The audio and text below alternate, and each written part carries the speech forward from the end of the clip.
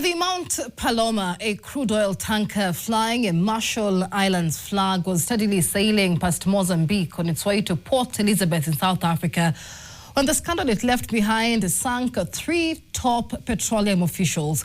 The vessel should have offloaded a 68,000-ton consignment of petroleum when it left the Port of Mombasa in Kenya on the 30th of March. Instead, the Mount Paloma left behind a scandal as volatile as its cargo.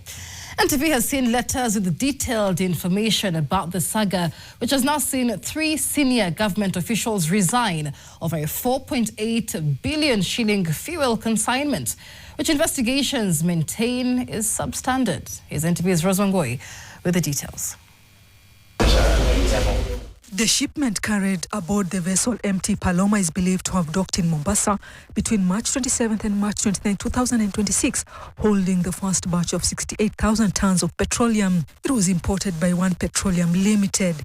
NTV has seen detailed letters written by Energy Principal Secretary Mohammed Liban, who was overseeing the petroleum supply chain, that may have manipulated data on local fuel stocks to create a false impression of an impending shortage. On March 25th, Energy Principal Secretary Mohammed Liban wrote to One Petroleum Limited Director Ali Balala and Oryx Energy CEO Angelina Maangi, allowing them to import 60,000 tons of petroleum each. The two firms had approached the Energy Ministry and IPRA with a proposal to import petroleum products which were intended to fill up Kenya's reserves. Liban told the two firms that the petroleum must meet the usual KEBS standards. But a day later, the PS was knocking on KEBS doors requesting for the agency to bend over backwards and allow fuel imports which may not meet the usual standards.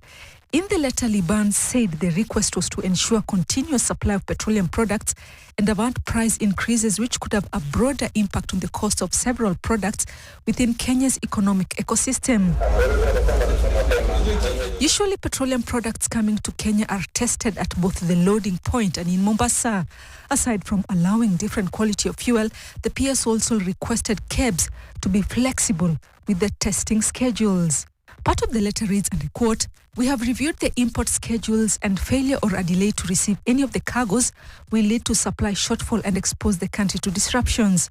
Additionally, application of the penalty will lead to higher cost of the refined petroleum products at the pump, which will affect the Kenyan consumers. This is therefore to request KEBS to consider the above-mentioned waivers in view of the security of supply and to mitigate escalation of cost of product to a time when the conflict eases or the global supply normalizes."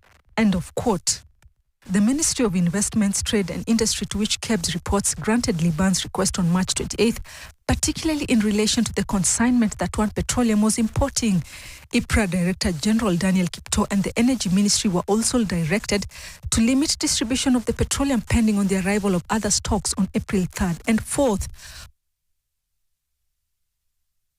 Liban was also directed to ensure that the next 2 shipments will be fully compliant with KEBS standards.